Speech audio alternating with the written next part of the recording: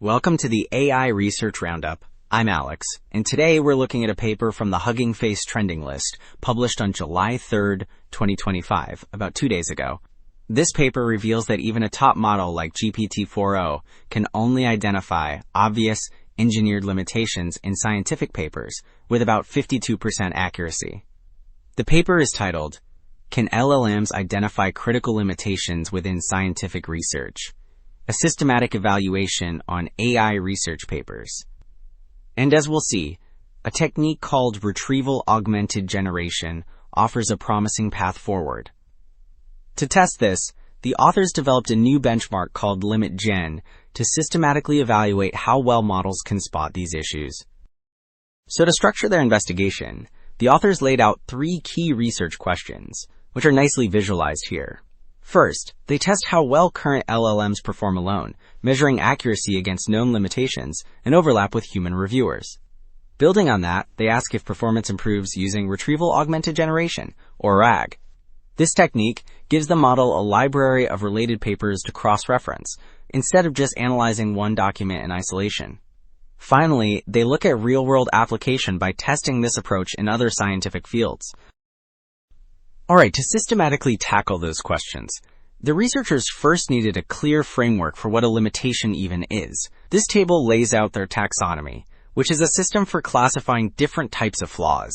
It's broken down into 4 key aspects: methodology, experimental design, result analysis, and literature review. For example, under experimental design, you see issues like insufficient baselines or lack of ablation studies. An ablation study is where researchers systematically remove parts of their model to see how each component affects performance. This entire classification system formed the backbone for their LIMITGEN benchmark.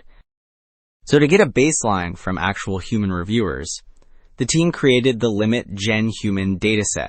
This pie chart shows the breakdown of the 1,000 real limitations they collected from peer reviews.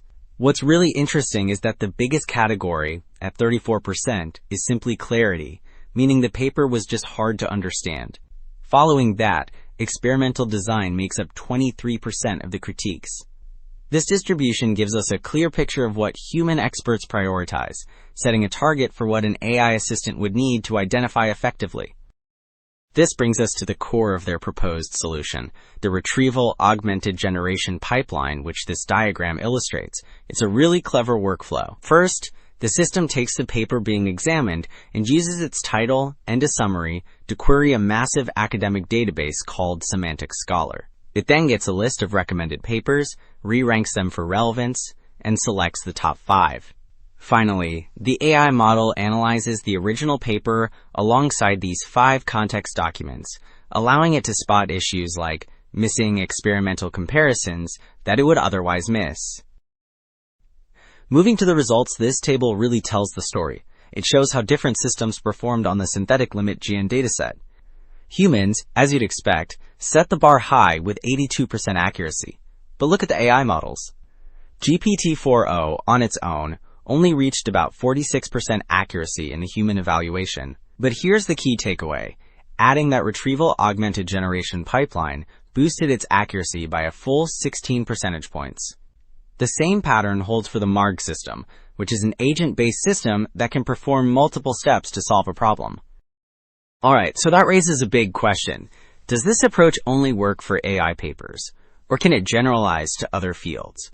This next table answers that, showing human evaluation results across different scientific domains. We see GPT-4o and Llama 370B tested on papers from the biomedical and computer network fields. And without help, the models really struggle, with accuracy dropping way down outside of their NLP comfort zone. But once again, that retrieval augmented generation pipeline provides a massive lift, boosting GPT-4o's accuracy to 50% in biomedical research.